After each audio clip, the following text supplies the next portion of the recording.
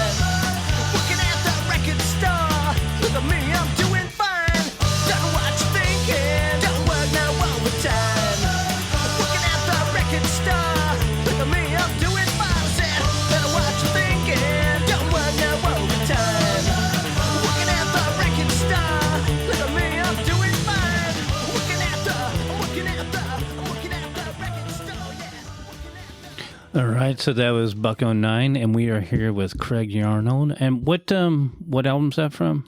That's from 2018. Oh, okay. One of the first albums I got thanked on, actually. Oh, nice. Well, how you doing, Craig? Oh, good. Yeah. How about you? Been on. I'm hanging in there. You know, nice when it's not raining, I'm mowing lawns. Yeah. But as we were talking about earlier, it's been since October since we've been able to record any. So stoked to have you in. And of course, he was in here with Jay from the Suicide Machine. Yeah. Yep. I was on the couch for that one. Yeah. Isn't that another podcast, On the Couch? Well, yeah, with Sulo. Oh, yeah, that's right. Oh, The King's Couch or something like that, right? Yeah. But shout out to Sulo. Yeah. But everything good in life, you know? for the most part, yeah. Yeah. Cruising along, working, and we're still, as far as the band's concerned, we're still putting the finishing touches on the new album. Okay. So What's the scheduled release for that? there is none yet. We still have to finish recording horns and vocals. Okay. Because we recorded the whole thing last summer, finished, but we weren't happy with the way it came out, so we started from scratch and Oh, okay. redid all the tracking. So Oh, really? yeah. Doing it the same place or? No, we're doing out in Vegas at this. I can't remember the name of the place right now, but it's a studio near where our Tony, our trumpet player, lives. Mm-hmm. So there's a rehearsal room and facility and a studio next door to it. So we've done most of the tracking's been done there. Oh, okay. So far, the drums and horns and vocals will be done there too. So it sounds really good so far. Yeah. So, yeah. Who's producing it? Are you guys just doing it or? Yeah. Tony's Okay, producing cool. it. Yeah. Yeah. Good deal. Yeah. In fact, So- Dan and I were just out there a few weeks ago working on the horns with Tony, just getting everything finalized for what we want to play because we made a few changes and stuff. So, Oh, okay. yeah, this has been a 4-year process to write and record this album. Oh, really? Yeah. And basically, so like you're saying, just vocals will be left. Yeah. Vocals, backups, and horns. Yeah. So we'll hopefully get that done pretty soon, next couple months. Takes a little bit longer than when you were younger, eh? Yeah. I mean, Everybody's spread apart, so it's not. yeah. Yeah. It's like, hey, let's meet up around the corner. I know that's the thing that I'm running into. I mean, we've been working on this Left Outs project for, God, I don't even know now. I mean, the name's been bounced around. My wife came up with the name and we were using it, but then, God, we've actually gone through a bunch of members. It's funny how, I mean, we were talking about earlier about getting older and not being able to skate as much and just, you know, life is slowed down because we get hurt easier. Yeah. Aches and pains and injuries on top of it don't heal as fast as they used to. Yeah. What about If at all. songwriting?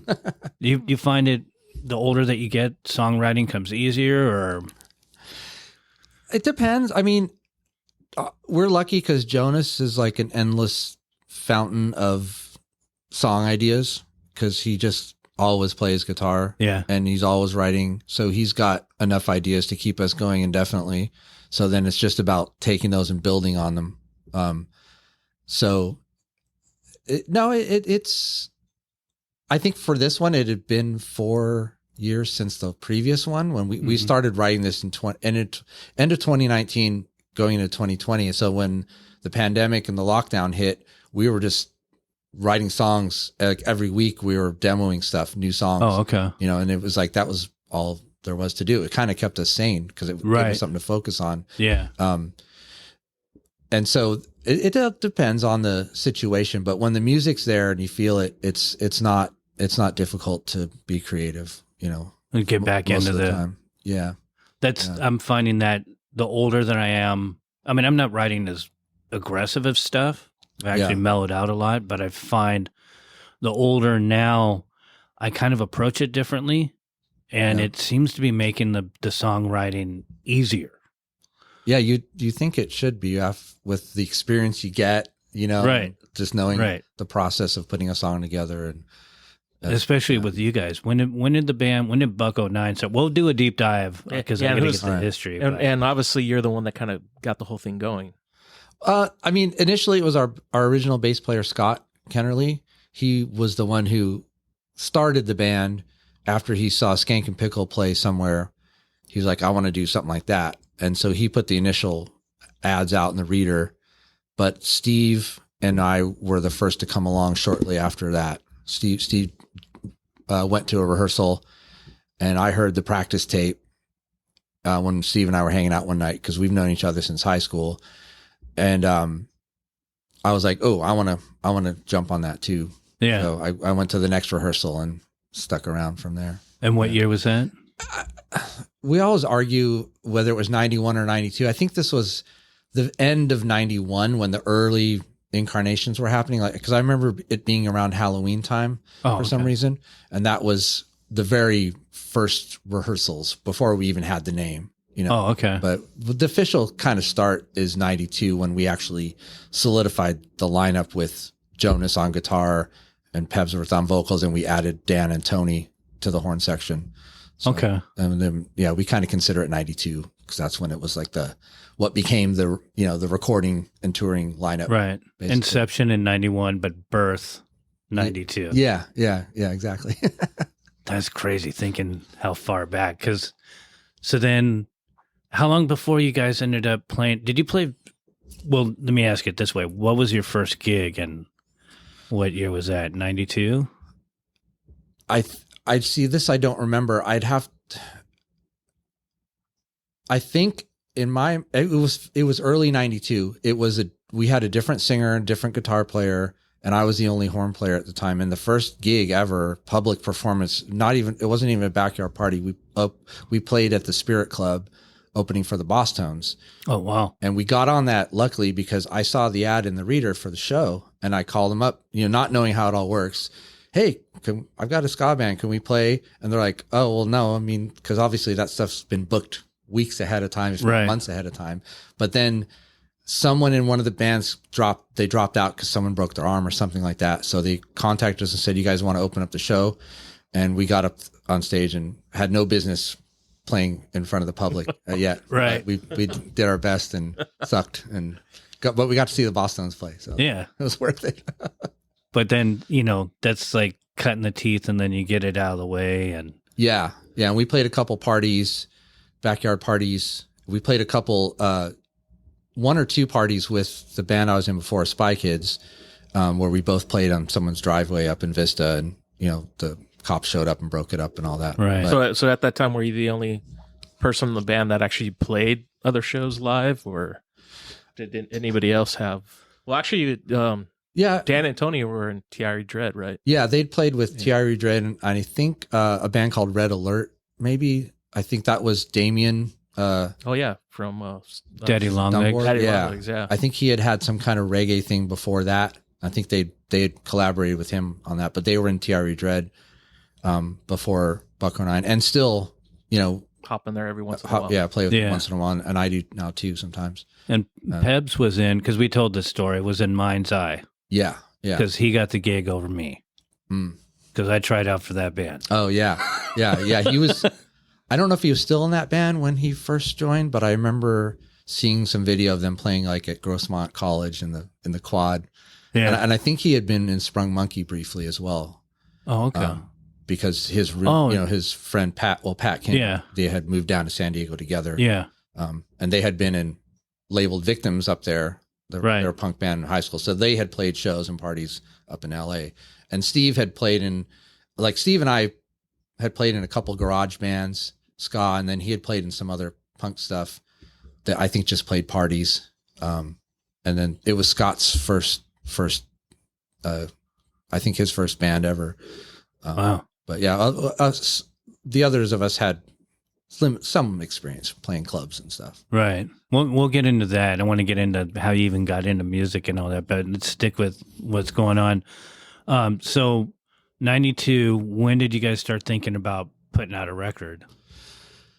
An actual record, not until 94, because we wanted to get a booking agent and we were told no booking agent's going to work with you unless you have a CD. Right. So we're like, okay. So we just pooled our money together and went to Double Time and recorded the first album.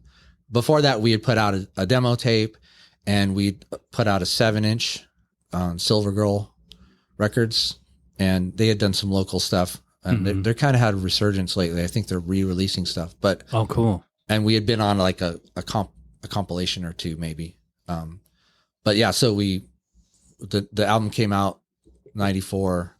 We did the album release show at Soma, and then got an offer to go on a tour like a couple days later. So a week later, we were scrambling to buy a van and a trailer and hit the road. And who was the tour with?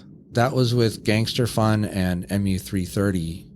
It was this Skamageddon tour from the Skamageddon compilation that was an Asian man that put it out. And a band had dropped off. So we got the opening slot on that, and that was our first full U.S. tour. So Gangster Fun taught you guys how to tour. Yeah, them and MU330. Yeah, we learned slowly from watching them how to conduct ourselves, and because the very first show we played was a Sunday night up in Corona at the Showcase, where we had played many weekend gigs, with fun bands, and it was like Soma North. Yeah, and then we're playing on a Sunday night, and there's like 20 people there. Yeah, and because I don't think many people knew who the other bands were or whatever. And I think Let's Go Bowling was playing at UC Riverside the same night. And and we were just all bummed, oh, this sucks, what do we do? And then we watched the other bands get up and just do their thing. And we're like, how can they act like this is okay? And Right. like, that's showbiz. You get up and do it, whether there's Yeah. 20 people or 2,000, you just get up and do your show and you're getting paid or whatever. And the people are there paid to see you. So Right. don't stand with your head and you're, looking down Yeah. and do it. So yeah, we learned a lot, on those early tours about what to do and what not to do. Was it all about scraping money or to get food and gas and all that? I mean, back Yeah. then it was a lot cheaper, but Yeah. But yeah, it was money was always tight back then. Especially with 7 guys in the band. Yeah. Yeah. yeah. Yeah. Because you got more mouths to feed and, everything else is the same, the gas money, but you got more mouths to feed, more guys that need a place to sleep, and the first tour, we didn't understand that you just have to go and ask if anyone's got a place you can crash, you know, and then you save money and then you kind of learn that and you go, oh yeah, there's a guy in Lawrence, Kansas, and that's where all the bands stay, or some place like that. Yeah. And then you meet these people. And at first we go, no, we're okay. Cause we were a little like, I don't know. We don't know anyone. Stranger's house. Yeah. And Come then into my house. Yeah. But Yeah. yeah, You then definitely never know. a year later, you're just like, we'll sleep anywhere. We don't care. Yeah. Like, Yeah, we're bringing freaking tents. yeah. And someone's sleeping in the van with the equipment. Yep. We did on the first tour. We did sleep on the beach once. We got to Ocean City, Maryland, and we couldn't get into a motel. So we just slept on the beach and we woke up and the tide was coming in and people staring at us like all these kids around, like we looked like bums sleeping on the beach. Well, who was it that used to come down? They were a big Everclear or someone used to, it was a 3-piece band. They played the Casbah, and I thought you were there, Jerry, but Jay from Spaz Boy. And the singer's like, yeah, I love coming down here because we'll play the Casbah. They were a bigger band at this time, and they could, get a It was hotel. probably Everclear. That And was probably- he's like, that was yeah. probably Art talking. He's like, yeah, we just go to OB. We go to Dog Beach, and we sleep at the beach. Oh, wow. That's brave. And I was like, yeah. I mean, I had spent one night there watching the sunset. Well, you're looking at the ocean, the sun's rising behind you. But it was, I'm from OB, so it's really cool. But it was like, yeah. I mean, you hear the horror stories of like Black Flag and get in the van and all that, but I think a lot of people, younger people, don't realize it was rough. And then, Yeah. here you are going out on the road for the first time. There's no handbook. Yeah. So you just, you just kind of take it as it comes. No, nothing ever goes according to plan. I remember sleeping at a rest stop in Nebraska somewhere. We just like laid down and rested on top of the picnic tables once because we just couldn't drive anymore, Yeah. or we pulled our first time to Chicago. We couldn't find this place we were going to stay. And like, we saw people getting out of cars and pulling other people out of their cars and beating the shit out of them. And we're like, let's get the hell out of here. So we headed for the suburbs and, found like a Walmart parking lot or a hotel, like a Holiday Inn, Right. where there's a big parking lot, and just pull in and no one knows you're there. and nothing Yeah. and nothing still comes to plan either because we've had to change stuff on the road. Yeah. Yeah. Back then it was, you never knew what it was going to be. We just didn't have the you know. technology back then. Yeah. And Well, that's the thing too. Yeah. Because there's no cell phones. I mean, maybe a pager, but that's maybe a couple years in. Yeah. if someone, Pay phones everywhere. yeah. Yep. Yep. Yeah, No, advancing no shows. GPS. None No. of that stuff. It was a big Rand McNally Road Atlas, and Yep. I would go to AAA and get those triptych booklets. I'd just give them a whole itinerary, 6-week tour, and they would tell me to come back in a few hours, and they'd make those flip book triptychs that just highlight every page as like a certain mileage. And then later on it was MapQuest. You'd print out all the MapQuest directions for a whole run. you know? Yeah. And unfortunately, a lot of times that would be wrong because Yeah. like streets Yeah. would change their names. And Yeah, or on Oh, the map yeah. it looks good, and then you're on a dirt road driving through farmland in the middle of Iowa, and you're like, "Whoops, it looked like a shortcut," Yeah. Yeah. And then you see some farmer sitting on his tractor staring at you going, well, those boys look lost. Yeah, you're not from around these parts, are you? exactly. Did you ever have any like panic or, any anxiety at all I mean, being younger, a 6-pack can cure a lot of anxiety, but Yeah. was there any anxiety with the band or any turmoil or anything that made it like, why the fuck are we doing this? Oh yeah, I think especially early on. I mean, because you're seeing weather that you're not used to, like traveling across True. Texas and the Midwest. Like the rain hits differently, or dealing Tornadoes. with snow. Yeah, the threat of tornadoes in Florida, or I mean, I can't really remember anything specific except when we got in an accident, but that was years later. We spun out, and that was pretty scary. But yeah, it's just that. This is all new territory. I've never been to this state, never been here. Yeah. And you're just trying to get to the next venue on time and get loaded in. And, you're getting to the city is half the battle. Then you got to find your way around the city and find out where this club is. Cause back then the club's usually in the sketchiest part of town. Yeah. So then you're like, oh man, like Industrial what parks. are we doing? The other problem touring is lack of sleep. That's the other. Yeah. Yeah. Yeah. Especially whoever's driving. Yeah, you're all sleep deprived, and then when you are sleeping, you're sleeping in a van. Yeah, it's bouncing along the freeway. And then you add in alcohol or weed or some bands the drug part. Right. Like yeah. there's the infamous story of when Flipper showed up, and Len wanted me to go up and play bass for him, and I'm like, I don't know their freaking songs, and even someone in the band's like, it doesn't matter, you'll figure it out. But the addictions when you're on the road, especially when you get older, those start becoming an issue. But did you guys ever have any those problems or? No, I mean, we like to drink beer and whatnot. That's they like to close the bar. Yeah. But in the early days, that was the other lesson. I mean, we'd be like, let's go get beer. And then we'd like, oh, I'm out of money. Like I don't go, I don't go to bars every night and at home. And so we didn't have the money to really, to afford much. So if you're relying on whatever the club provided, drink tickets or a 12-pack or whatever it was, right. But yeah, as you get more established, then, and you start having a little bit more, you have like the riders and all that kind of stuff. Then and you can slip into that if you're not careful, Plus, you're bored out of your mind 20 hours out of the day. Because you're just driving, and then you get to the place and you sit around and wait. If you're lucky, you're in a cool place. You could walk around town, check some stuff out. Yeah. So find a Taco Bell and a lot of boredom, for sure.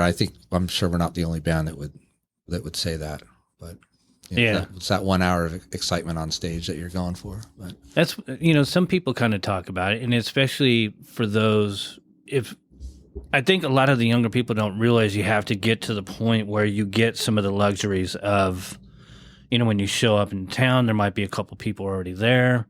If you get a sound check, that occupies that amount of time. Or you have a club like, we want everyone early. So you show up or someone shows up with all the equipment early, kind of get situated, and then people can trickle in later. Yeah. But each club kind of has their own thing that they do to make operations run. Right. And it's a lot of sit and wait. And like I said, if you have a sound check, then you do something to get kind of warmed up. Otherwise, hurry up and wait, Yeah. You're like, oh, we got to get there at 5 o'clock. That's what we advanced. You show up, they don't open the doors till 6. No one shows up. You're sitting out there. Where is everyone? Where's the sound guy? And then there was a lot of that in those days. But now it's nice because they have these automated soundboards where, they program it in on an iPad and you do your sound check and then they save those levels. But back then you'd show up and the guy's like doing your sound check, but not marking the levels on a piece of masking tape. I don't want to get too deep in the weeds, but, marking the levels for all the mics. So when you come on 2 hours later and another band's played, you can put them right back. And you learn these things as you go along. Like, oh, it sounded good at sound check. Now it sounds like shit. Can turn this up, turn that up. In a lot of ways, technology has helped a lot because a lot of places have the LED lights now, so it's not as hot on stage. You're not getting fried by like a heat lamp. Yep. And so some of those technology advancements are really nice to see. But And a lot of no smoking in the venues as well, Yeah. Yeah. which helps too. Yeah. Some Yeah. even have air conditioning. Yeah. Some of them. They all say it's on or it's broken that day. But yeah, those are some of the horrors that one with the air condition and then the lights. I mean, you're on stage and you're just cooking. And then, back in the early days with all the smoke, especially at some of the shows that we would have, the reggae shows, Oh, yeah. the entire thing, it's just, a London fog of pot smoke. Yeah. Contact high for everyone. Oh, yeah. Yeah. Oh, gosh, it was so miserable. But yeah, another thing too, now that I think about it, is when you show up at a venue and you do get a sound check, the room's empty. And then Yeah. people come in and you can hear yourself, but some places wouldn't have monitors. Mm-hmm. So by the time people come in and fill up the room, then all the levels change and the guy's sitting there, trying to figure that out. Yeah. And you can't hear anything on stage. So you have to be focused and know your music well enough to not have monitors. Yeah. That's where that playing X number of, play 100 gigs or whatever. There's a number out there people float, it's that idea if you do something a certain amount of time to master 10,000 hours or Yeah, that kind of like- yeah. What you realize the difference between, oh yeah, we've played shows around town, we've gone to LA a couple times, versus, oh, we just did 13 nights in a row on the road, and then we did 6 weeks, and then you come back and you get to a different level of tightness, I suppose. And Yeah. we used to kind of run on not autopilot, but it becomes more automatic. muscle memory. Yeah. Yeah, we definitely the longer you're on the road. It's funny too, like when we're out touring, like 1 week you're still adjusting. yeah. And the second week you're like, all right, we got this down, we're flowing. And then Yeah. all of a sudden the tour's over and it's Yeah. like, I finally got adjusted. Yeah. Yeah. And I mean, if we hear, I remember we used to always hear that, oh, wait till the room fills in, it'll sound better.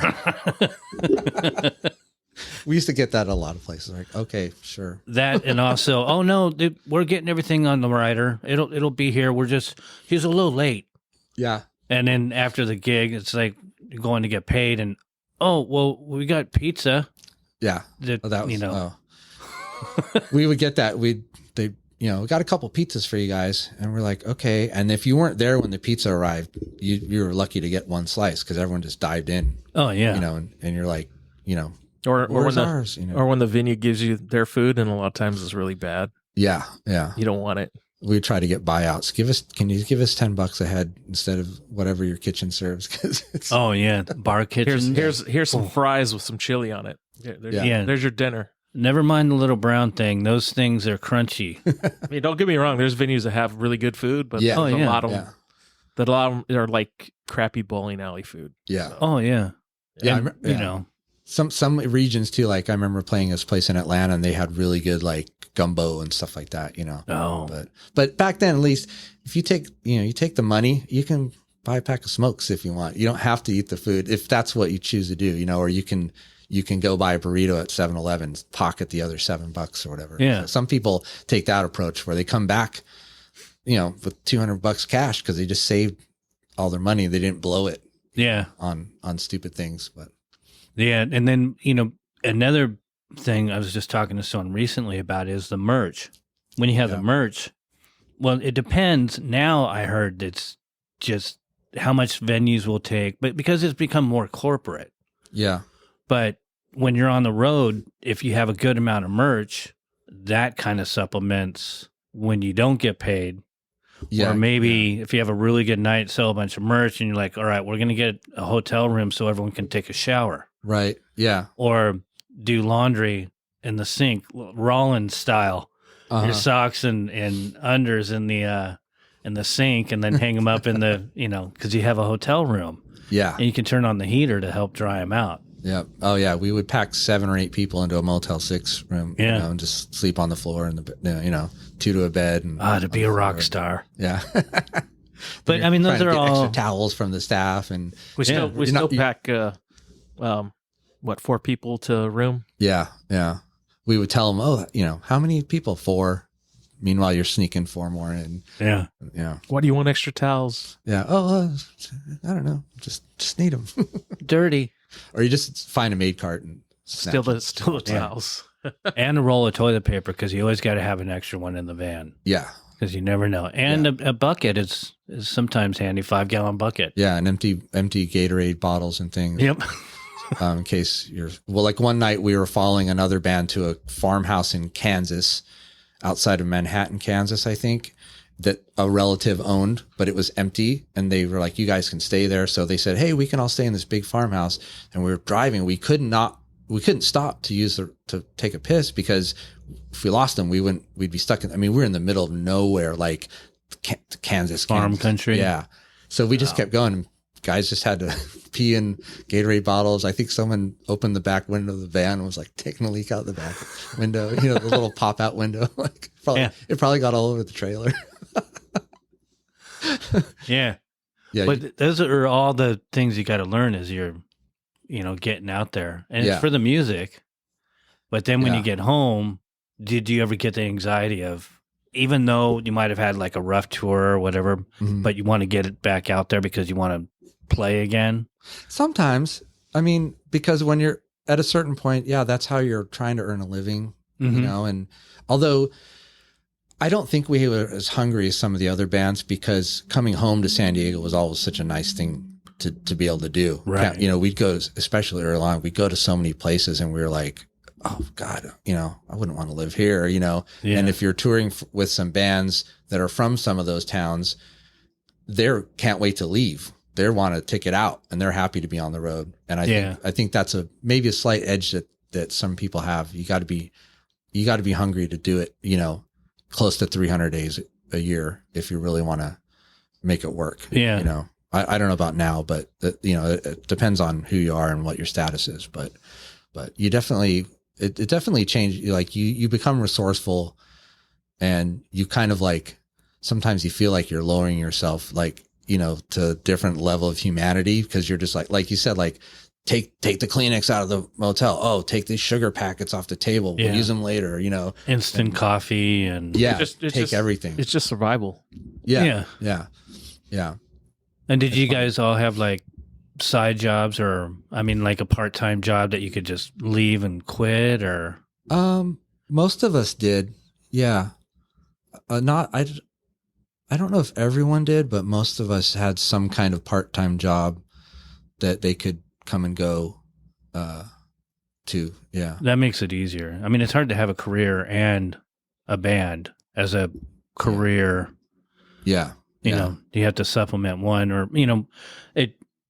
to find the balance. But when you're younger, it's a lot easier. Yeah. You're much more flexible, and you're probably not at that stage of a career where you're like, you have to make that choice, Right. Well, at that time, the band was the career. Yeah. And we were so motivated to take it to that, we wanted, from the early days of putting the lineup together, I think the core of us knew what we wanted to do with it was get out there and thankfully through playing Soma, we got to open up for a lot of these bands that we looked up to in our general genre, like Boss Tones, Bad Manners, the Specials, Specials, Skank and Pickle, and others I can't think of right now, but as well as punk bands, we got to open for Green Day, and seeing that. We were and getting to, you get to rub elbows with what's people. crazy was No Doubt open for you guys. Yeah. Right. Before they were super huge. Yeah. Yeah. We got that a few times down there at the Metro location. Yeah. You guys would. No. Was that the Marina one? It was probably both Union and Metro. Yeah. Metro. Yeah. And then we would do the summer slams, and then because you guys would sell out Metro every time you guys played. Yeah. Even did those Scottish Rite shows. Yep, I remember that with like Sprung Monkey, and can't remember who else was. I think Green Day did Ghoul one Spoon. of them. Yeah, Ghoul Spoon. Yeah. Ghoul who? But playing that venue, especially on the main stage, that gave you that confidence to get on a big stage, play in front of a large audience, right? And then you learn how to do it at that level versus small, like the Dungeon shows or smaller clubs like the Casbah or Soul Kitchen or whatever. Right. Great venues too, but you get that, oh, this is what it's like. Yeah. And it's a real like carrot on a stick. Like, let's do this everywhere. And that's what gave you guys a goal. Yeah. I mean, we thought, oh, we're going to do this everywhere. Like easy. We're going to go. We already had some success in, Orange County, LA. And we just assumed everywhere we went, it was just going to be like Soma, boom, no problem. Yeah. And don't forget the Not as easy as it looked. Don't forget the New Year's Eve shows. Those were the big ones. Yeah. Those. Oh, yeah, that's right. Yeah. That is a big one. I think we capped out at 6,000. 7. It was 7. Yep. Wow. 7,000 people at the sports arena. Yeah. I mean, at that time, that's I'm sure the biggest audience we'd ever played in front of. Shoot, at that time, talking to the Descendants, that was their biggest show. Yeah. Back in the day. Wow. That's the most people I ever made a fart noise in front of. I'll tell you that much. On the mic? Yeah, I did that for when Fluff played, and I was messing with O for whatever reason, so I just did a couple farts and something. But I mean, looking at that audience, it's weird because the main stage, Union was one thing, and I don't think I don't think I ever announced any bands there, but I did play the stage when we opened up for Fear. But by Metro, going up and announcing bands and all that, I hated doing it. It's like, no, Len, you do that. But then when he's like, you're going to do one stage and you're going to run that, he was going to run the other one. So I had to go up and announce the bands. I just went up and it just kind of seemed like a blur. Like, all right, this is just like Metro, just with another 6,000 people or 5,500 people. And I didn't have a nervous sort of any anxiety about doing that because it was basically, like a Metro. Yeah. Because everyone was, really tight knit at that point. We were, it became like a family. And not only that, the crowd, the vibe was always good. If you think about it, right. It was always a very home team advantage kind of vibe, which helped a lot and helped produce the amount of bands that, I mean, just how many bands came out of San Diego is crazy. But before we get into that, because I want to get into overseas touring and all that, what got you inspired to even pick up an instrument, and what age and what was the first instrument? First instrument was clarinet when I was like 5th grade, I believe. Okay. And I played that basically for 5 years, school band, marching band. Mm-hmm. And then I put it down after my sophomore year. And about when I was 18, 19, I started picking it up again, and I was just playing along to Fishbone and the Pogues and anything that had horns in it. Yeah. English beat, stuff that I liked. I started playing along in my bathroom. I was like, oh, this is cool. And then Steve told me he was joining a band. They were starting a band, a ska band. And I jokingly said, well, hey, if they need a clarinet player, tell them, of course not. But the guy who ended up being the singer said, oh, I have an alto you can use, and the fingering's the same. And if you can play clarinet, you can play the alto. I was like, really? So he let me borrow this alto sax, and I took it home and started playing, and that was it. I was, that's all I wanted to do after that.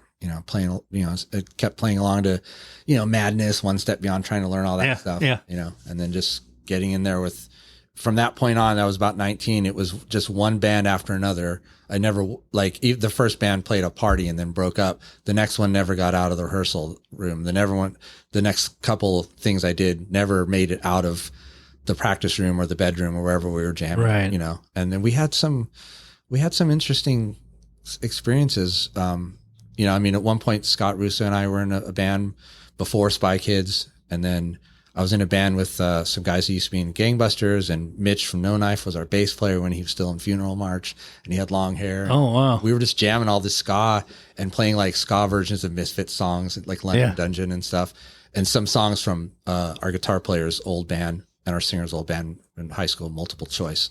There was a Torrey Pines ska band that was in the mid-'80s, and we were just about ready to get out there and probably play some shows. But then that fizzled out. But as that fizzled out, Spy Kids started. And then as that was kind of fizzling out, Buck 09 was starting. So I kind of it was kind of always something coming and going, which was good. But that's a lot right there that could, distract you and be like, no, I'm going to go and chase girls or whatever. Yeah. with starting and stopping, but obviously you had the bug and you're like, yeah, this is me. Yeah. To the detriment of relationships, because, some of the girlfriends were like, oh, your band's more important than me. All you want to do is hang out with the band, blah, blah, blah. I'm like, well, yeah, you think we're just drinking beer and hanging out, but we're actually, working towards a goal. Yeah. And what came first, the girlfriend or the band? the band usually. I mean, yeah, you have to, it sounds cliche, but you end up sacrificing certain things. Oh, yeah. to do that. I mean, people do that all the time with jobs or, Yeah. being in the military, whatever. Yeah. Yeah. And it's when you're younger. When you're older, it's different because, Everything's slowed down. yeah, and people understand. But when you're first trying to get, people just think, oh, you and your stupid band, Yeah. Yeah. I got that with my skateboard. But think that about too. it. If you stuck with the girlfriend, you wouldn't have traveled the world playing in Right. the band. Right. So you got to go places that most people don't get to go to. Yeah. And through that whole time, I had never been kicked out of a band, but I had definitely been dumped by a girl or two. So I was like, well, the band's not going to break up with me. So, Yep. So you never had any aspirations for college or anything, or? yeah, I was going to college Okay. when all this started, which is another thing that fell by the wayside. Because, Yeah. studying I was going to UCSD for a while, and I wasn't studying very hard. And then I went back to junior college, and I actually transferred to Cal State San Marcos, did a semester there. And then the beginning of the fall semester, or right before that started, was when we did that first tour after the Songs in the Key of Bree CD release at Soma. So I withdrew and got my money back, and then, put school on hold. I was like, that can wait. This can't. This is like, now's the time. We'll strike while the iron's warming up, basically. Yeah. And that basically was just warming up because, I mean, you got quite a story at this point. You're still playing. Yeah. You're still making music. And like you said, you're working on a new record. Yeah. Just taking a little bit longer because, well, why not? I mean, when you have the history and you have the catalog that you have and you still have the respect, and that's with, for one, COVID just kind of slapped everyone. Yeah. Yeah. I mean, we were lucky to take advantage of that. Like we were talking about before we started recording, is that we were just writing songs and passing around MP3s of demos to each other. And, I would get the track and add some horns to it, send that off. And, John would add his vocals, and we had the whole album written by the end of 2020. We had 21 songs. Wow. And then we pared it back because, with the vinyl thinking now, it's like, you can only put what's going to fit on a vinyl record. Right. Not in the old days where you just slapped as many songs as you wanted on a CD, Yeah, I know. Huh? You could do a double album. 12 songs on a vinyl? Yeah, depending on time, right? It's like, what do you got, 20 some minutes each side that you can fit? 25 or something like that. Yeah, something like that. Yeah. Unless you're DRI and you put 21 songs and it's Or actually 45 seconds long. 30. Yeah. Yeah. Songwriting wise, when you're doing all that, did you guys do any Zoom to try to get everyone in the same room or any of that sort of stuff? Not for the songwriting that I remember. We did a COVID video shoot for, what was it for? I think it was, I can't remember what it was for at the moment, but we did a COVID kind of video shoot where people filmed themselves in their rooms. I can't remember what song it is either, but I remember the video. I don't remember if it was a new one. Because I remember Dan was like working out. Yeah, he came over to my house and sat on my exercise bike and played his trombone. It's funny. It escapes me. But yeah, so no, we just lots of time on the phone. Yeah. Chit chat, because back then there was nothing to do except stay at home and try not to get COVID. Yeah. And you guys put out a good album. Yeah. Fundamentals, great album. Well, that one came out before. That was 2017, 18. Oh, you guys were actually writing that before? I thought that was during COVID too. No, that was already out. That was just the new one was what was. Okay. Yeah. And we had the one song that went on that Ska Against Racism comp that they put out, that Bad Time Records put out during the whole thing. It was a Black Lives Matter type of thing. Mm-hmm. And we had a song pretty much ready to go. And so we offered that for that compilation. So that's one newer thing that's actually been released. Oh, okay. Out of the whole batch, of new songs. So. Okay. But actually, I was going to ask, so you're saying like you guys did 21 songs. Are some of those songs coming over to the new album? I don't know. I mean, right now we've got the 14 that are going to be on this one, and then we might go back and revisit more if and when another one gets put in the works. We're just trying to get this one done at this point. Luckily, the label's been patient with us, so they're just like, yeah, take your time, just get it done right. So, oh, that's cool. Yeah. So they're not just willing to put out garbage, so just to have something out, a tax write-off sort of thing. Yeah, because we tried to fix the original recordings that we had. We tried to, convince ourselves that it would be okay, and it sounded kind of raw and stuff. But in the end, there were too many technical problems that prevented getting a proper mix. Oh yeah, proper. There was bleed and things. Technical problems that just kind of slipped through the cracks. It wasn't polished. Yeah. And so who's the label? Because I mean, that's actually for a label. That's really cool that they're willing to work with you. Yeah, it's Cleopatra. Oh, okay. LA. Yeah, I mean, they put out all kinds of stuff. Oh yeah. They're legendary. Yeah, that's lots awesome. of legacy stuff too. Yeah. Did they put you guys out on tour, or do you book that on your own? We do that on our own. Yeah, with our booking agent. Yeah, they just basically pay for the record production, and the manufacturing of the vinyl, and they do some promotion. They do the streaming stuff too. They're really good at putting all that together so it all comes out at the same time and people can get it. And you have full artistic license with them? Yeah. I mean, they basically, I mean, we've kind of done like, we did the first contract we did was for an album, a live album, and an option for a second album.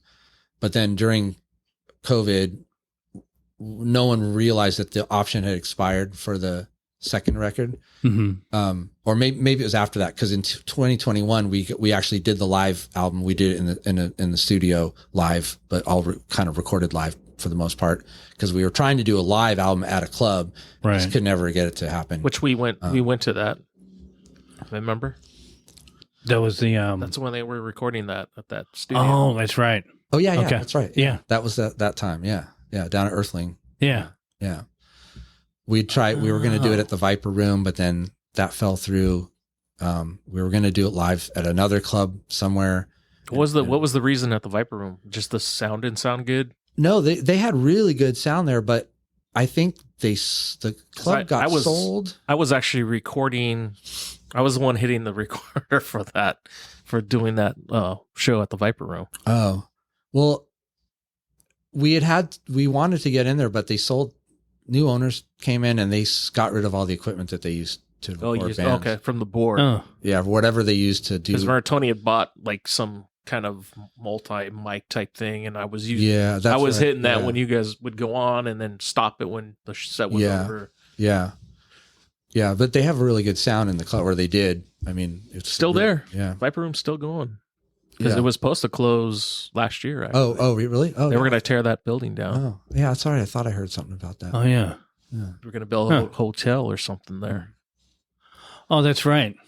Yeah, trying to get rid of Landmark. So they won that one, at least for now. For now. Yeah. For how long? Who knows? Right. That's crazy. But the Whiskey and the Roxy have been there since the 60s?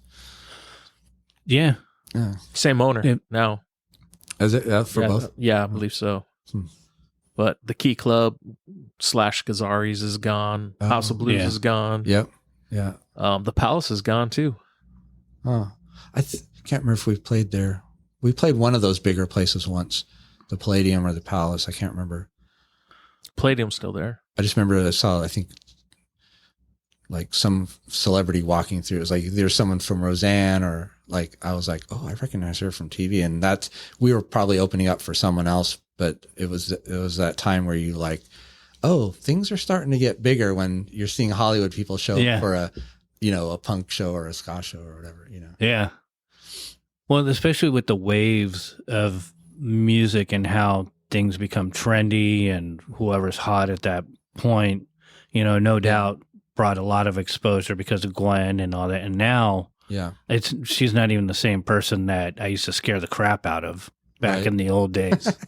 But it's weird watching how things ebb and flow. And like I was telling you earlier, if it wasn't for the ska scene, then I probably, with working with Short Lived and all of us, we probably wouldn't have felt comfortable enough because, we hung out with Ara from the Ninth Yeah. and at the Cave, but it was a ska scene that Right. we went to more ska shows and we would show up in our jackets and Yeah. we were welcomed.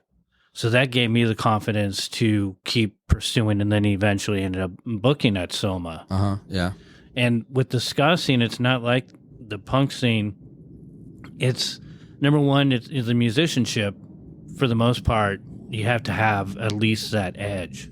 Where punk, you can get away with bare minimum, just being able to make enough racket and have a good Yeah. stage show. Be a little looser, maybe. Yeah. Yeah. It's more about the attitude and. Yeah. But when you've seen over the years with the scene ebbing and flowing, has it been easier or harder? Have you even noticed it at all, like for touring or who's around or? Oh yeah, definitely. I mean, when we stopped touring at the end of '99, I mean, the writing was on the wall. The crowds were getting smaller and smaller at the Okay. same venues we were playing, and some of these venues weren't. They were like Casbah sized venues, Mhm. and like a year before, 6 months before, you played in Buffalo. We played in Buffalo when my town was getting all the airplay. We played at a minor league stadium, opening up for like Weezer and the Goo Goo Dolls, a big radio show, Yeah. So a bunch of big acts. I think, I can't remember if Blink 182 played that one, and we're, literally in front of 10,000 people, and signing autographs as we're walking off stage took us an hour to get out of the place because everyone was shoving stuff through the fence. Yeah. And we're like, wow. And we come back, a year later to play a decent sized theater, and there's like no one there, and it was Wow. it just came and went. The radio lost its taste for that. It was, the swing, the neo swing thing came on the heels. It just seemed like it was like the arc of music trends was shorter and shorter, from what glam to grunge to punk, pop punk, whatever, to ska to swing. And then it was what emo and whatever else came, now it's kind of come full circle, because I think the younger, it's no longer a bad word, and there's a lot of nostalgia, and a lot of people that were Right. 15 going to Soma are now 30, 40, and they've got money to go out at night and get a babysitter for their kids or bring their kids along. Yeah. And then there's a whole new generation of bands that weren't even alive or old enough to see that. So it's kind of like, it rears its ugly head every 10 to 15 years, kind of, Yeah. But the good thing about that 90s wave was that it did put the word ska in the vernacular, so people know what it is now, basically. Right. You don't Right. have to explain. You ever heard of Madness? You ever heard of Oingo Boingo? That one song, Yeah. like, or you mean like, the Chili Peppers? No, that's not ska, but I, an English beat. No one's heard of that two-tone stuff. It is funny because a lot of people don't know what ska is. Yeah. Even to this day. Yeah. And they don't know the history that, ska basically started reggae. Yeah. And it's funny because now you just look it up online. You can learn everything you wanted about ska in the afternoon. Instead of picking up a book. Yeah. Or going, finding out about it from your older brother or something, Speaking of, it's called, I think we were talking about it with Jay from Suicide Machines about the different waves of it. There's the first wave, the early movement in, what was that, the late 60s? Yeah. I mean, I think it started very early 60s. Okay. And then through to probably 67, 68 kind of maybe. And then now we're in what? Are they still categorizing it as like this is the third wave, or is this the fourth wave? This would be like the fourth wave if you think about it. Yeah, I mean, I guess so. I haven't heard that term being thrown around but I've heard there's a kind of a collection of bands that are on the Bad Time Records label, and they some of them refer to themselves as new tone. So they're kind of, but it's not that much different than what's been done. But there's a whole crop of bands that are doing it well and getting out there and putting in the work now, like that we were. Before it in that 93, 4, 5, 6, before it really started to get mentioned in Rolling Stone. Yeah, alongside Rancid and Boss Tones, and then you knew, okay, that's when all the labels were like, we need a ska band. Right. It's like everyone had to have a grunge band, then everyone had to have a punk band, and then everyone had to have a ska band. They got to fill all the categories. They got to cash in on every cow. Yeah. Get your A&R guy out there and go find one. Yeah, that's what Selma ended up being, and then I started to hate that. It was, to be completely honest, how people would come down and, I'm an A&R guy, and it's like, first it was like, okay, cool, Now aren't those guys extinct? I don't think there's any A&R guys anymore. It's probably that stuff is kind of weird. Someone on their iPhone going through YouTube going, here we go, that's a good band, and then sending it to someone at an office. John was an A&R guy, right? At one time, he was, I think, more publicity. Like he worked in publicity when he worked for Side One Dummy and that metal label. I'm trying to remember the label. Millennium something, I don't remember. But yeah, I mean, I'm sure it still exists at some level, especially at the higher up, the big labels probably still have those types of people because they fill a role, right? I mean, yeah. I mean, you got to see a band live to have an idea of what you're going to possibly buy into, right? To take on as part of your catalog, back in the day we would call it family. Because that's how whenever the bands would come in, it's like, okay, you're at home, right? Yeah, just act like this is your home and respect it like it's your home. Yeah, and then when you're on the road, you can go and do whatever you want. You can, destroy a club, but when you're here, because we would, especially with you guys, and there's a bunch of bands that could carry their own, and you would headline shows. Mm-hmm. And then when I ended up leaving, I got so out of touch, but to hear that so many bands, there's certain bands that aren't really playing anymore, but you guys have stuck it. I mean, you're still writing new music. You made it through the pandemic. Yeah. You didn't do stupid gimmicks to stay alive. You just stayed true to the art and keep producing amazing. We were just listening to one of the records earlier, and I'm listening going, damn, because to be honest, I was, I would listen to Venom and whatever filth and whatever garbage I was playing at the time.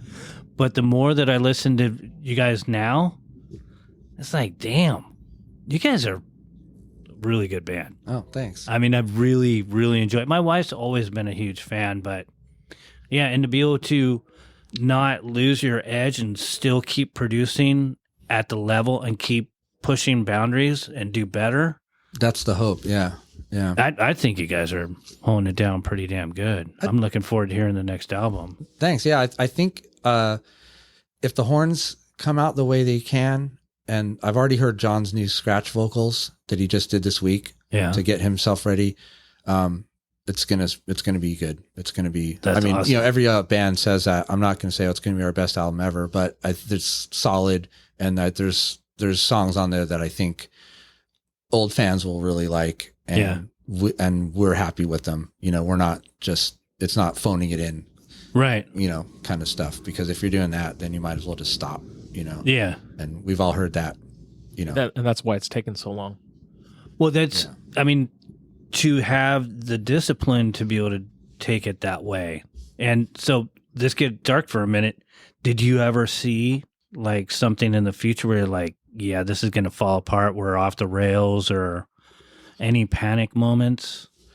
I think the early part of 2000, when we decided to stop touring, we had a few obligations to fulfill, like a couple shows, and we had some kind of recording thing to do for something. I can't remember what it was, but it wasn't label oriented. It was like, I don't even know. It might've been, we did this Japanese sunscreen commercial.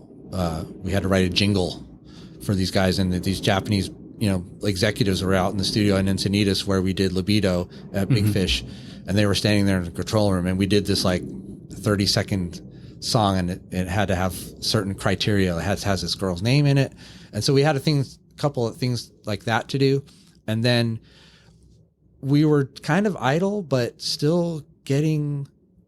There was a period of, I think, sometime in 2000 into around 9/11 that we didn't really do anything, and we kind of even announced like I think when we played at Cane's once, we kind of said it was going to be our last show. That we kind of, so we kind of sort of did that thing where we're retiring, but then we just kind of went dormant, and then right after 9/11, the band got an offer to go to the UK, and John kind of started getting in touch with everyone, and that happened in November of 2001. I didn't go to that because my job at the time, I couldn't leave, but the rest of the band went over. And then after that, it was just, hey, show offer here, show offer there. Like, really? Like, it was the doldrums otherwise for ska music, right. That third wave stuff especially. And but things would just come out of the woodwork. And then our booking agent, John, met him at Punk Rock Bowling. Dave Romano, he lives out in Pittsburgh, and he's like, "Oh, I'll be your booking agent. I don't care if you guys tour a lot or not." And we're like, "Okay, cool." So he's been our booking agent for, I think, about 20 years now. Oh, wow. And he's a great booking agent, probably the best one we've ever had. And we're not even a full-time touring act anymore, right. So it's kind of ironic, but yeah, it's just, we would, you get a little antsy now, like, oh, we don't have anything on the calendar, like at least if there's something coming up 6 months from now, you have something to look forward to, like, oh yeah, we're going to play this show in June. Like, yay, Yeah. So you still have that fire. Yeah. Well, yeah. obviously, I mean, you're working on the new album, because I was going to ask how you guys ended up going over, and touring outside of the States, and yeah, what did that the UK just open it up to where, Not really. That was kind of a one-off thing. Okay. We've always had a hard time trying to get over there. We were going to go over there a few years ago. We had something in the works, but we could only get a show in London that we already had set up because we know the guy. Mm-hmm. He's really into the ska punk scene over there. And then we had another show in Reading, and then we were trying to bookend the tour because it's like it's a double-edged sword. Like they don't think you're going to come over there unless you've got a bunch of stuff booked. And so no one wants to book you, but if you don't have enough stuff booked, how can you say, well, we're definitely going to come over? And it turned into this thing where like, well, we can get you on a festival in Czechoslovakia or Hungary or somewhere like that. And it was turning into this big, long trip that we couldn't afford to do because of jobs and work and businesses. Now it's like we can't just take off for a month, to play a handful of gigs. Yeah. And to tour around in who knows what circumstances, over there. But at the time, maybe we could this year, but at the time we couldn't. So, but we did get to go back to Japan in 2019 for our first time since the 90s, I think. And, we did, back in the day, we did Japan a couple times, in Australia and Canada. Okay. So that was exciting. That's when Tony broke his teeth. Yeah. The last Japan trip. Yeah. Yeah. Got hit with Dan bumped into him or something. He slipped and hit his trumpet, right? Yeah. Yeah. Pretty gnarly. Yeah. At least it was the last show. Yeah. Yeah. Makes you cringe. Yeah, it makes anybody cringe. Yeah. Well, that's one of the things that I was always thinking about, is because I got asked to go to do a European tour years and years and years ago. But I was doing 2 bands at the time, and realistically, I've never liked to tour. The idea of even traveling, it just, I don't like it. But the idea of being in another country and not knowing the lay of the land and just hoping that each gig is lined up right. Yeah. And unless you have like a team working for you, that to me would be like, I would be anxiety ridden. Yeah, it definitely helps to have a good booking agent who knows the venues and knows the markets and takes care of the paperwork. And, because we've had the booking agent that never sent a contract back. So we showed up to clubs, and sometimes they knew we were coming because they'd worked with them before. So other places, they're like, no, we never got the contract back. We've got 3 other bands playing tonight. Right. And so we're sitting there with no way to even get $50 and a pizza that night, and a pitcher of beer. Right.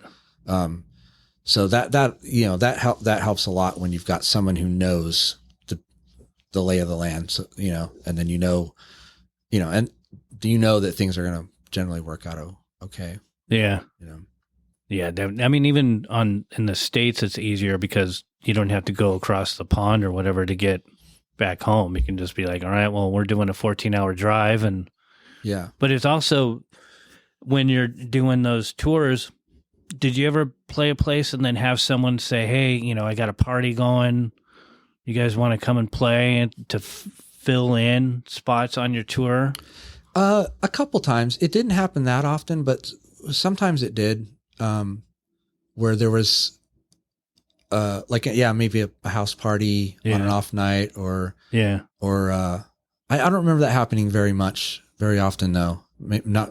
Maybe just a couple times, to be honest, because we generally had it pretty booked. Oh, okay. Where it's like, if it was a day off, it was because you had a 700-mile drive, across the rock, or you had to get across the Rockies or some ridiculous drive across 4 states. And that's where Jerry comes in with a lot of driving. Yeah. Yep. Yeah. Those are always fun. Yeah. That's hard work, especially when you got 6 or 7 guys in the back, partying. Party. Yeah. Blasting music. So I forget, when did you start working with them? And then 2019. Okay. Yeah. Yeah. But you're going back to playing parties. They get hit up to do weddings now. Oh wow. Yeah. So that's where money is, though. If it's a wedding. But I don't think you guys have never done that though, right? It's just people coming. Hey, we play our wedding. Yeah. Yeah. A long time ago, we did a couple birthday parties and even some corporate gigs. Those are always good, right? Yeah, the gigs aren't, but the money is. Yeah, the money's because good. they'll just throw thousands at you. Yeah, we did one for Intel a long time ago at Princess Resorts down here, and some conference room they had all set up tiki. I didn't even know who at the time. I didn't know who we were even playing for, and a bunch of people just stand around in their khakis and drinking cocktails. Stiffs. Who are these guys? Play in front of stiffs. Yeah, yeah. But then you got the one guy in the back going, "Yeah, I freaking love this band." He's the one that booked the whole thing. Yeah, the one guy knows what's up. Yeah, yeah, and he works in the mailroom. Use the company's money to get the band to play. Now it's different too, because people like my daughter's sophomore in high school, and she told me the other day, she's like, hey, one of my teachers is going to go see your show in Long Beach that we got coming up, and he used to go to Soma back in the day. Crazy. And now he's a teacher, high school teacher, and he's probably 30 some years old, 40 years old. Yeah, but that era is now they're all passing it on to their kids and whatnot. That's supposed to be a pretty big show, right? I hope so. I guess the way it looks like it's going to be big. Yeah. I don't know how big the venue, but it's at this Gas Lamp music venue in Long Beach. Guttermouth and Bite Me Bambi and Kyle Smith and some other acts too. So. Because that Gutterfest show at the Garden Grove, that was a good show. Yeah, that was. And we're doing Ventura 2 nights before Discovery. That. Yeah. Didn't you guys do? We talked about it before, Jerry, but a show where there was a bunch of bands. Oh, that was that Hollywood show. Oh yeah, at the music. Nobody school. was there. Yeah. It wasn't promoted well. Yeah. That's still. Whenever I think about that, I think it was like 12 bands, like 25 people showed up. Yeah, because the people who organized it were from Japan. The bands we had played with in Japan at this big festival out there that had like 10, 20,000 people at it, and their version of huge ska and punk bands headlining it. And so they tried to do the same thing over here, but it just didn't, translate well because I think they only promoted it on Facebook. Yeah, and I mean the people don't pay attention to Japanese bands over here that much. I'm guessing, maybe in certain genres they do, but and it wasn't at a real as venue. much. That was the other thing. It was a school. Yeah, it should have been at a club. Because the club would have promoted it, Yeah, if it was at the Whiskey or Roxy, it would have been fine. But it was at some music school. It was a nice facility, but held 2,000 people.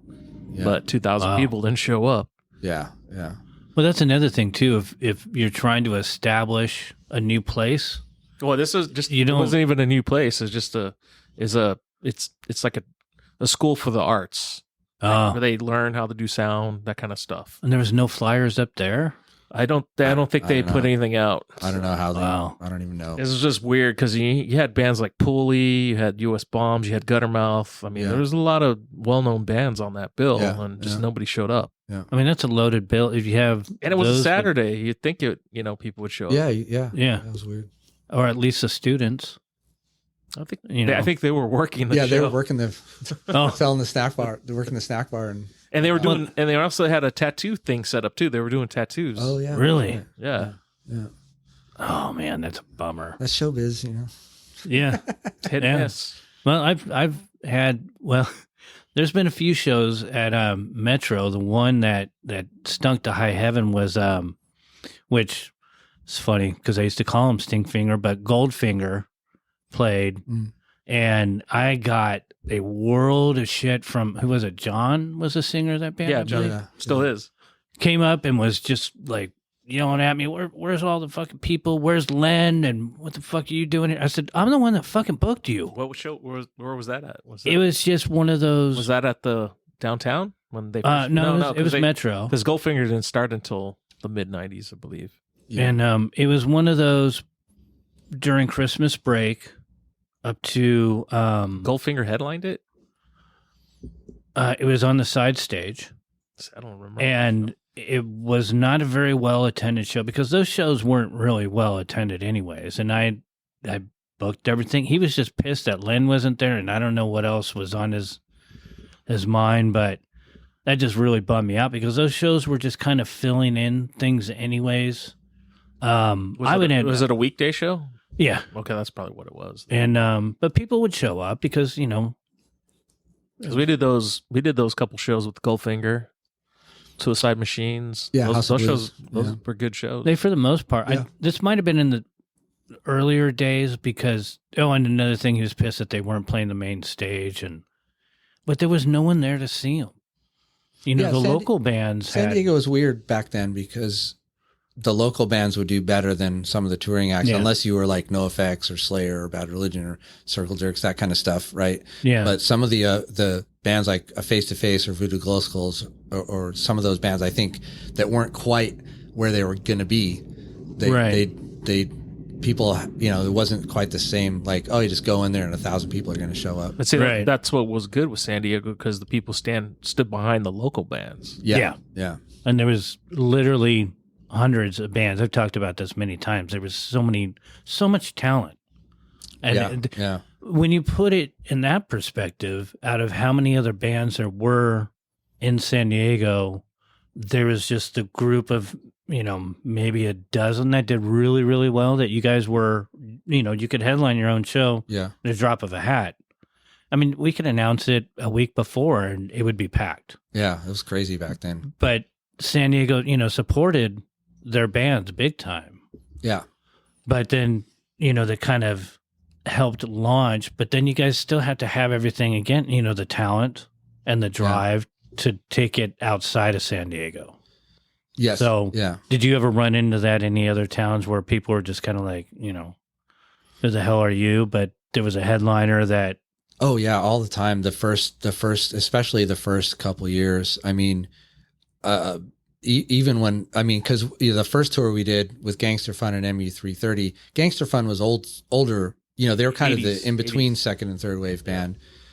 People knew who they were, and the crowds that were coming to see ska back then were slightly older, and they had no interest in anything that was going to be third wave. Right. It was like, who are these idiots? They wanted to hear proper two-tone or traditional ska usually, or we went on tour with Agent Orange, and some of those shows were good, and some of it, you're just playing in front of a bunch of old punks who don't give two shits about you because you're just kids. They're here to see their old heroes, and they're all older and jaded. And that was a tough thing early in the early days for us, because just like with Spy Kids, a lot of the people that were into ska were older and jaded and kind of fading out, and there wasn't a new crew or a new group of people, and though even those they wanted to hear traditional ska more, right. And so third wave, quote unquote, hadn't really established itself yet. It was just the Operation Ivy record, the Boss Tones were starting to make waves, Voodoo Glow Skulls, And then I think on the heels of that were, was like Real Big Fish, Say Ferris, us, Suicide Machines, and some of the Mustard Plug and that. But that didn't really kick in until, 96, 97 was when that really heated up, But Yeah. before that, it was a mixed bag. You could play a random show in Wisconsin that would go off in a small town, because I remember we played a Slapstick on the first tour there. That was my first time seeing them, and they were doing what we were doing, more punk, but ska punk. And that's the band that begat like Alkaline Trio and some other bands, eventually, because they kind of split up before they had a really chance to make it, but they influenced everyone. And then the next venue you're playing is a bar in a college town, and no one, they don't know, they don't care, they're not. It's a live jukebox sort of thing happening. Yeah, or or you're playing college towns in the middle of summer. Like, where is everyone? Right. In the fall, this place is packed every night. Yeah. And then you go in the fall. Oh, it's midterms are tomorrow. That's why no one's here. You're like, what? Finals are next week. That's why no one's coming out. You're like, geez, More excuses than people. So going back to like people not knowing who they are, this was just recently was the Mad Caddies tour. Yeah. Hermosa Beach. A lot of people there never heard of Bucko 9, which is crazy. Like they're stuck in their own little town and they only know the bands that are from that town. Right. It was weird. Yeah, and we call ourselves semi-retired now for the last 20 years or so. So we don't push social media and things like that like some of these bands do that are they're making videos every other week, and they're releasing music more frequently, and they're younger and more in tune with TikTok and all that kind of stuff. And they're, I see them all the time. I follow them on Instagram. I'm like, geez, we're lazy compared to these people. Yeah. Every once in a while, here's an old flyer from a show, or when we go out on the road, then we get some more content. Well, pictures also what's crazy, like Mustard Plug, they don't stop touring. Yeah. And they all have jobs too. Yeah. They just make it work, And they just put out an album on Bad Time. Yeah. Yep. Yeah. Yeah, there's a lot of bands that I think will get to the point where, you're talking about one gig will be great. The next one's, there's no one there. Even the Crickets have left. Yeah. And then they take that and they let that influence their drive to play. Right. And then they break up, or I'm having a kid, and they find an excuse to just kind of drop it. Right. Yeah. Which is a bummer for the fans. And also, there's, we're all, no one here's a spring chicken. No offense. Right. No. I mean, I know I look great, but no, when, with me working with the Left Outs and starting to do this, I have this new drive because I feel comfortable where I'm at. I feel like I've, finally laid down the foundation. Yeah. But I'm not going to go on the road and try to make a living out of it. Right. But, all these setbacks that you can run into make it harder the older you get. So if you can call it, semi-retired, but you're still writing music and you're still playing shows, and the energy for those who have not seen you, that are listeners who have not seen you live, the energy's on stage. It's there. I mean, there's nothing lost. If anything, it's... I think he's just, Craig's saying that he's the band semi-retired because they're not touring constantly. Yeah. But there's no reason for that. I mean, if you're touring constantly, then... Well, there's got to be... The thing is, touring constantly, there has to be money. Exactly. You have to earn a living. Yep. Yeah, you'd have to... If we were to do that at this point, we'd have to commit to just traveling around the world 300 plus days a year, and figuring out how to make that work, and go back to not having any sort of a life. Yeah, it'd be a big sacrifice for everyone. But you got families, you got kids. Because then not only that, when the money stops coming in, you got to start your career all over again. Right. Yeah. You can go and be a Walmart greeter, and people go, "Oh, I remember you from Bucko 9." Yeah, I'm still in that. Underwear's on aisle 9. And here's a flyer for our show next week. Automotive, you'll find on aisle 10. There's a deal on milk and eggs today.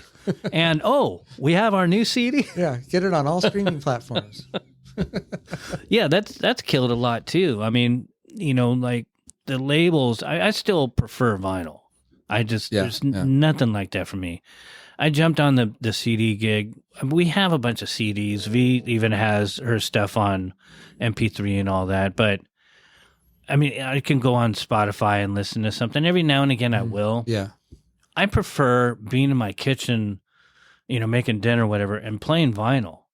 Yeah. And then V will get up, and then she might get on the drums and play a little bit. Then I'm in there playing a little bit. Nice. And once these kids start really realizing, I mean, there's a resurgence of vinyl.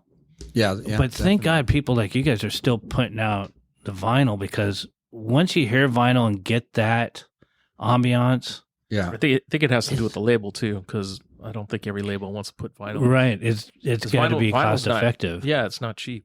No, because we're going to do a split with our drummer's other band, so that I can finally have a record out.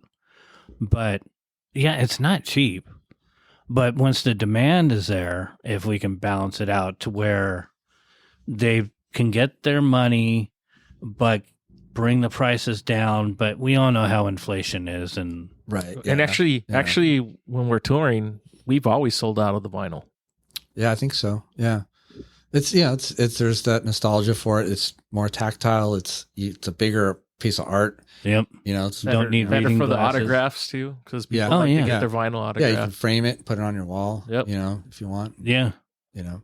Pull out the sleeve, and like with the Crass records, I still have them in poster form, Mm-hmm. because I would just take them out. I would put up the one side, maybe a few months later, a year later, flip it over to the other side. I just always loved all the artwork that you get on a record. Yeah. Yeah. And then plus, back in the early days, you look at a record and you go, oh, so that's what they look like. Right. Yeah. Man, they look neat. Yeah. I got to get my pants tapered like that guy. Or, Yeah. or sometimes there'd be a collage with flyers and photos, and you see people, And find other bands, who they're Yeah. thinking. Hi. Oh, look, it's Pugsley, the podcast dog, Hello. coming to say hello.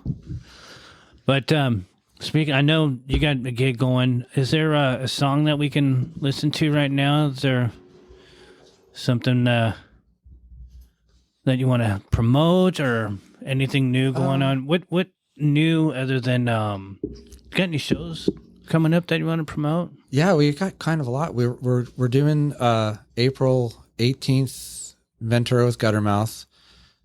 The 19th is Tempe with Bite Me Bambi, and then the 20th, April 20th, is that show in Long Beach with Guttermouth and Okay. Bite Me Bambi and Kyle Smith. He's like kind of a solo reggae kind of SoCal reggae kind of vibe. Okay. And then Memorial Day weekend, we're doing the club show in Vegas with Suicide Machines. Oh, and yeah. So that'll be fun. And then what else? I think in August we're going to be playing some kind of city festival thing in San Clemente.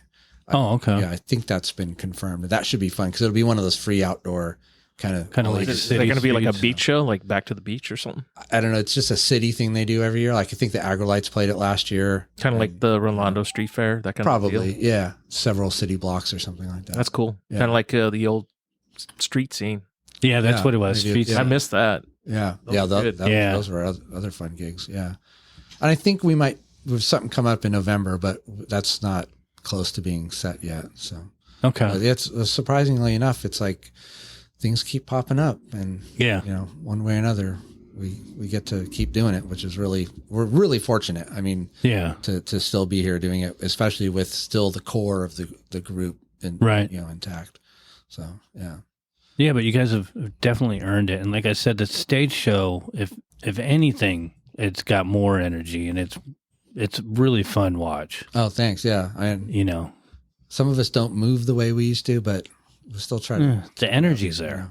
Yeah, it's the feeling is still there. It's still that same feeling. I think when I see those older bands like the Stones or Paul McCartney and those guys getting out there, I wonder how they can do it. And then I think, well, if you're lucky enough to have decent health, you just don't lose that feeling. It it still has that same ability to bring you up. Yeah. And then afterwards you're sore for 3 days and you're dehydrated and trying to. It's just, speaking of skating, it's just like if you go and have a really good session, say you're just skating the curb for Yeah. an hour.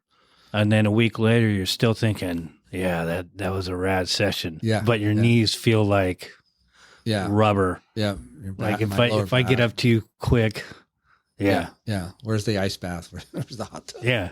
You ever done that? Taking an ice bath? No. Oh man, the idea you? of jumping in something that cold Yeah.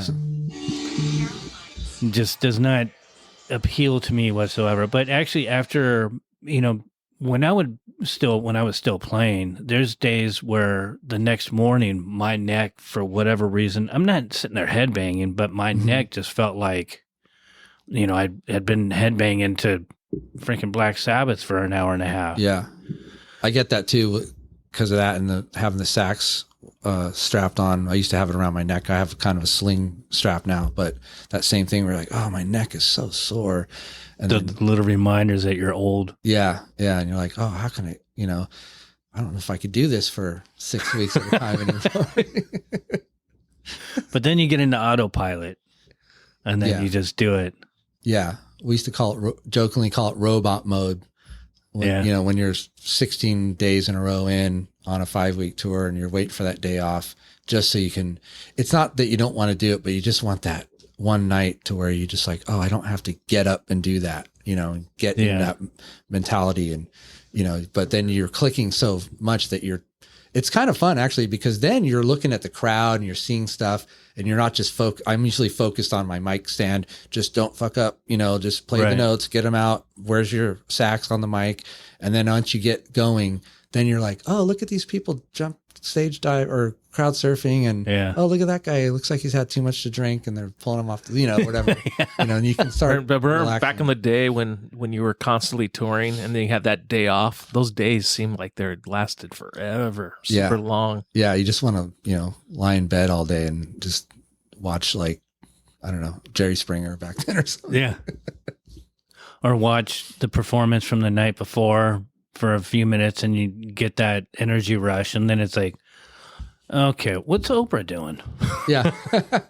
Or, and just the feeling of, oh, we don't have to move. We don't have to Right. travel today. That's, we That's get the to best. be Yeah. stationary, right? That's Because the best day. that constant moving is a little unsettling sometimes. oh, yeah. Especially when you're, every bump, you're like, oh, are we going to crash? Are we going to, or did the driver fall asleep? Yeah. Why are we hitting the rumble strip? Jerry. I still think the worst day was that 2-hour stop in Iowa before you drive into. Oh yeah. Well, from Omaha to Chicago. And Yeah. we got 2 hours in a motel just to nap and shower and then back. Keep at on it. driving Yeah. to Chicago. Yeah. And then we played 2 gigs. Back to back. Yeah. The afternoon gig with the Boston, then we did like a later gig at a club. And everyone was sleeping. At 2 a.m. Yeah. Yeah. Oh, yeah. I remember hearing about that. Yeah. That was the roughest travel we've done in a long time. Yeah, that has to be, that takes the cake, I think, for Yeah. all my touring. I think that Yeah. takes the cake. Yeah. That was hard. Yeah. And then Andy ate it on the stage, remember? Oh, right. Yeah. Fucked up his knee. Yep. Yeah. And you guys you would rent the RV, right? Did you ever? Yeah, we get had for that, we bus? had a van. Oh, okay. Oh, yeah. Because we flew to Denver. We Yeah. had like a transit van that we were in. And those are rough. No, actually, those are all right. The seats aren't so comfortable. Yeah. You can't Yeah. lay down like a bench seat like in an old school 15-passenger van. I mean, Yeah. for driving wise, that's easier to drive than RV. Oh, yeah. I can Sure. imagine that. Yeah.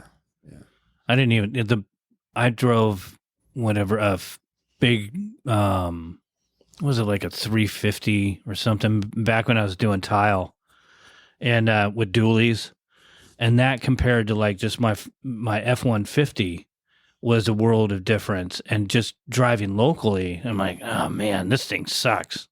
But I've never driven an RV, which to me is just nerve-wracking. You definitely have to adjust.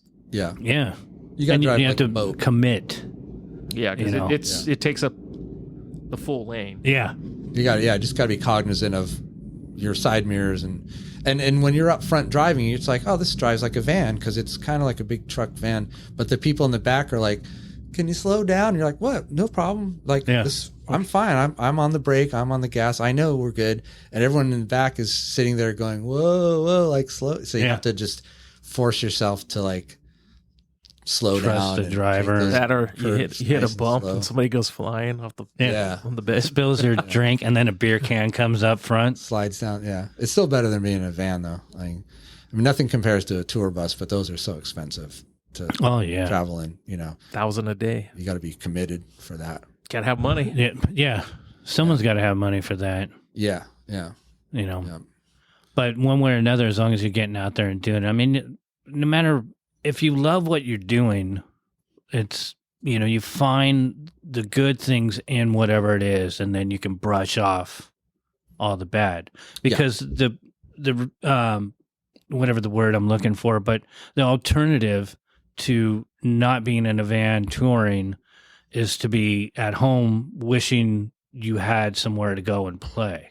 Yeah, yeah, And that's where I'm like, the idea of just sitting here playing and, you know, have little jams here at my house drove me to like, okay, I'm going to commit. I'm going to, you know, I'm going to make changes in my lifestyle to drive to practice in traffic, uphill, in the snow, barefoot, yeah. you know, which I was so used to not doing because I'd go to work and I'd come home and just, you know, whatever, everything's on my time. But now I'm like, no, I'll go and practice.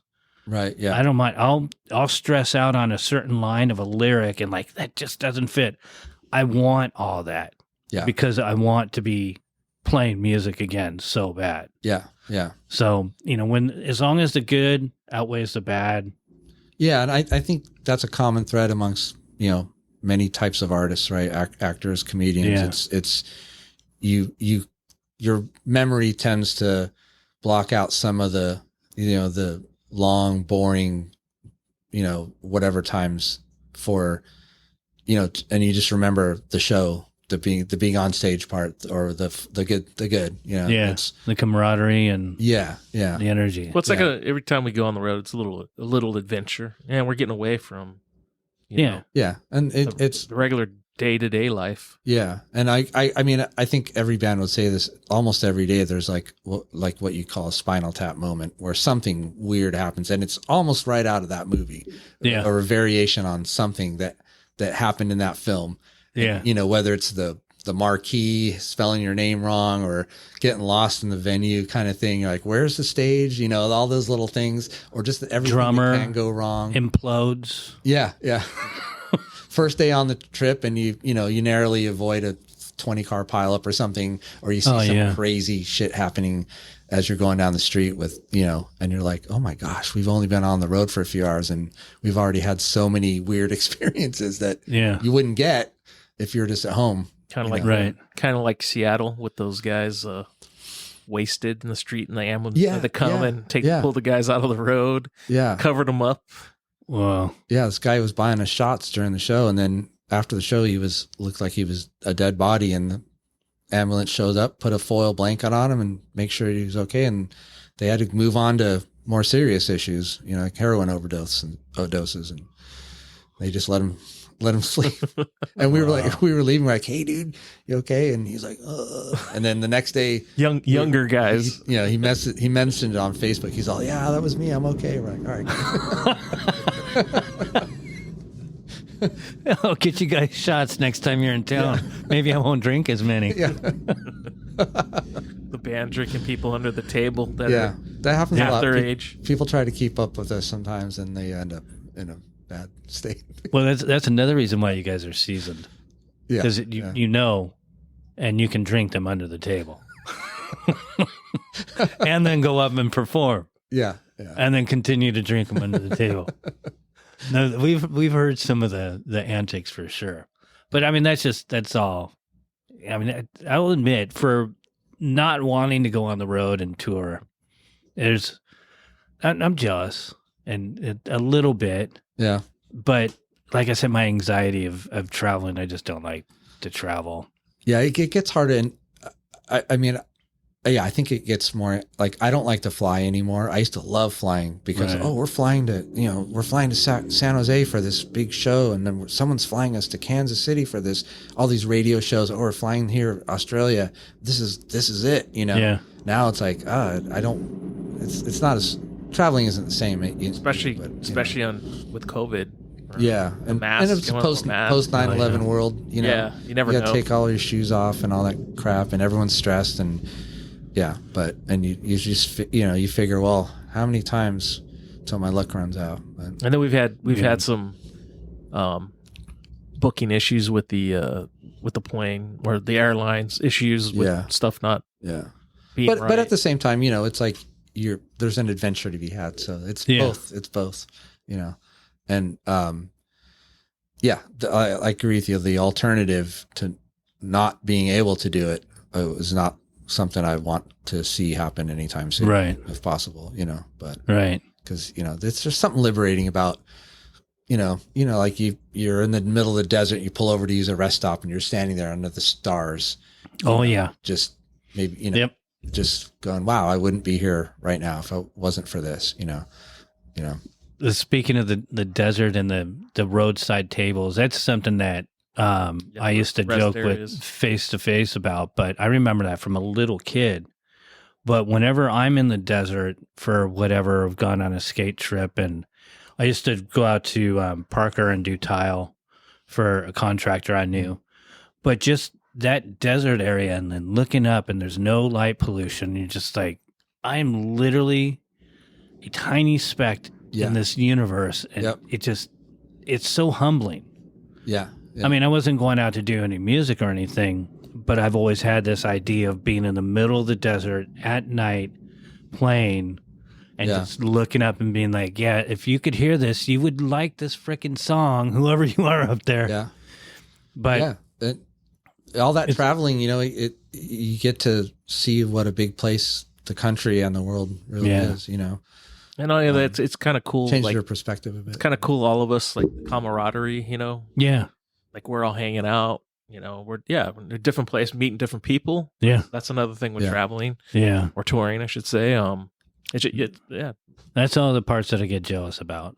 Because I loved it whenever Simpson, we would go up to LA and do certain gigs, and just, I mean, you're doing your art, and you got these people that before even seeing you play, either they kind of know, or like with you guys, they know what they're going to get, Yeah. but they're in the moment the whole time.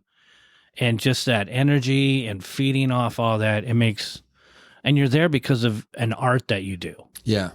That's Yeah. that's incredible. Yeah. And you have to keep in mind that this is their, especially now, okay, maybe it is a Friday or Saturday night. It's their night. They've Ubered it there. They're spending $15 on a beer. They got a babysitter for the kids. Yeah. This is their night out, and they chose to go see you, Yeah. or whatever, because that was a challenging thing. Sometimes you're on the road and you're like, it's a Tuesday night, it's a Wednesday night, it's a Thursday night. But for the people that showed up in Podunk, Midwest town, this is a big deal. Yeah. And so you have to always be aware, keep that in your mind so you don't phone it in or take it for granted or just go, what are we doing here? And then people are like, thank you for coming here. No one ever plays in this place, and you're like, all right, well, glad we're here, Yeah. So, And you're part of that memory with them.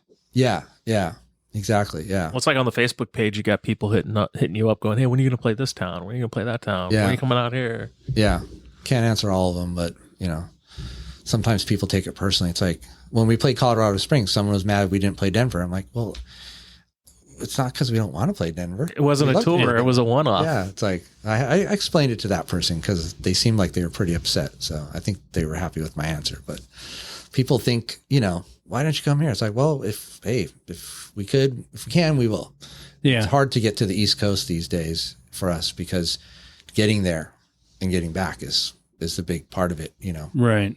And the last time the East Coast, well, other than the cruise, was Supernova. Yeah, in Virginia. Yeah. And we did the Rhode Island one a few years ago at the Boss Tones. Those are fly-ins, and you can't just, okay, you want to fly us in to New York City? That's 7 plane tickets. Hotel. And la, la, la, Yeah. la, la. We're not a band that commands that kind of budget, Right. So it would have to be an East Coast tour. And how do you get to the East Coast? Do you rent? Do you fly, rent, whatever? Can you book any shows? Because the regions have their own, particularities too. Right. Even though the internet's there, it's like you don't just show up to, Richmond, Virginia, and play a club and expect, 200 people are going to show up. Right. But The other thing, like with Supernova, they played once, but we were there 3 days, and I was selling merch for 3 days. Oh, yeah. So, making some money. Yeah. I mean, anyone that has their own business, and it is essentially your own business, you have to look at it that way that, it's got to be cost effective.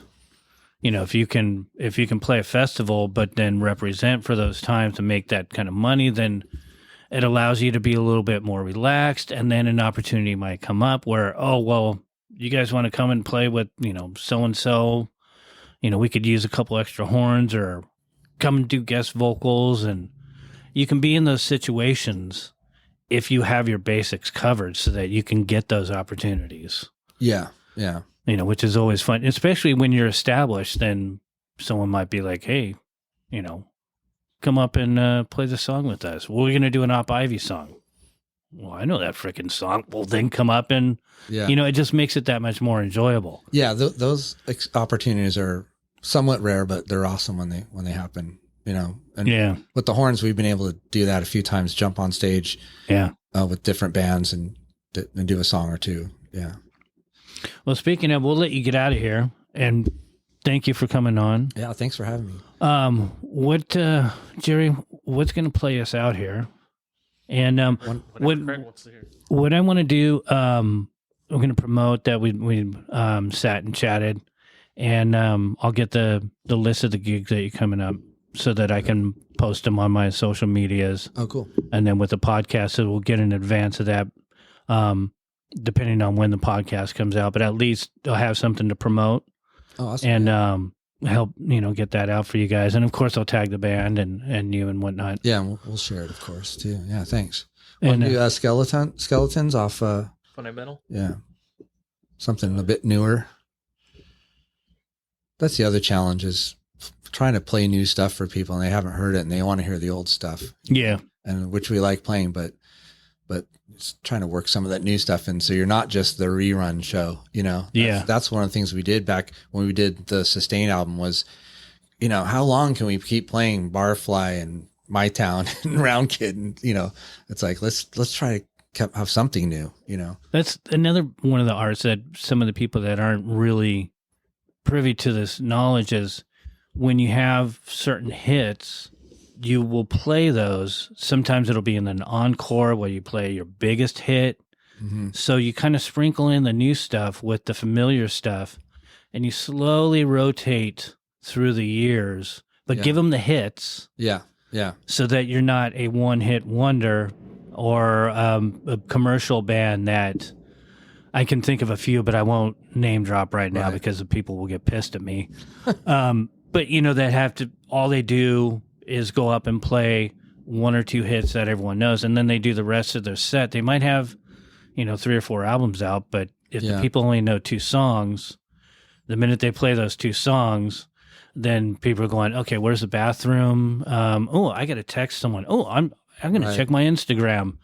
And you're doing a whole set and people only paid attention to 2 songs. yeah, yeah. So it's the art of keeping people's attention as well. Yeah, and I think I would assume that for part of it, especially with certain genres, you like your favorite music is probably the stuff that you got exposed to when you were a teenager into your 20s, right? And it strikes a chord, right? That adolescence time. And so when you go see that legacy band, you want to hear those songs that you heard in 8th grade or 12th grade or whatever, and maybe you're not going to give the band's new stuff a chance. And it's always hard to strike, that lightning in a bottle, when you're a certain age, with a certain energy and a certain vibe, it's like you're chasing that dragon trying to do another, 28 Teeth or another My Town. So, you just do your best and hope that people don't think it sucks, I guess. Yeah. True. Very true. We ready, Jerry? Hell yeah. Thanks, Craig. Thank you. Thanks, Craig.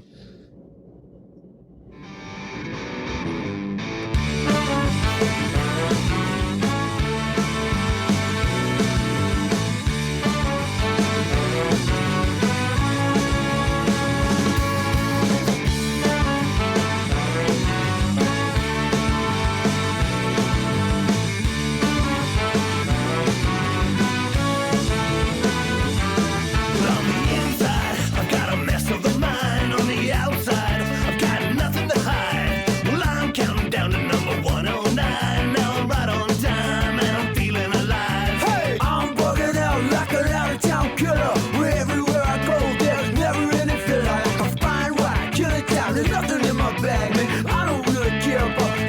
up the band's plan. There goes life, floating down the river. Yeah, there goes life, coming up the shore.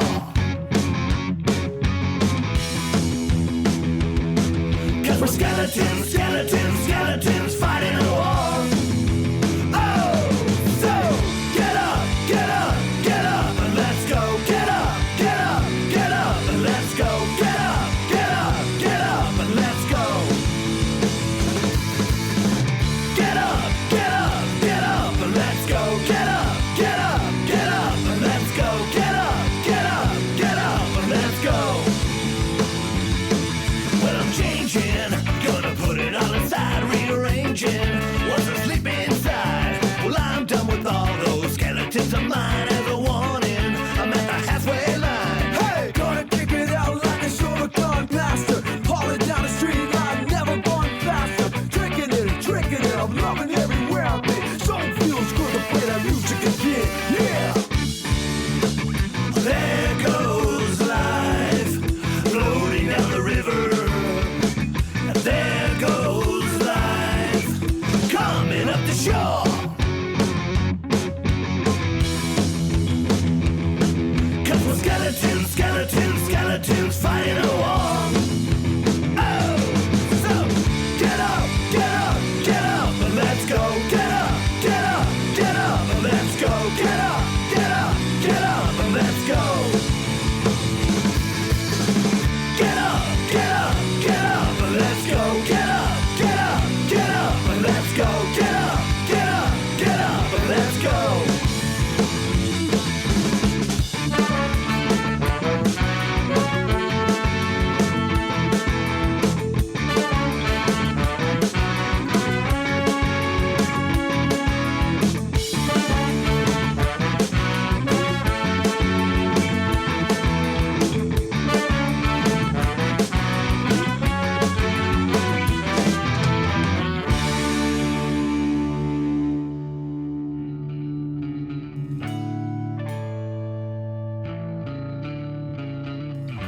This podcast was recorded at Red Rum Skates. Mixed by me, Jer.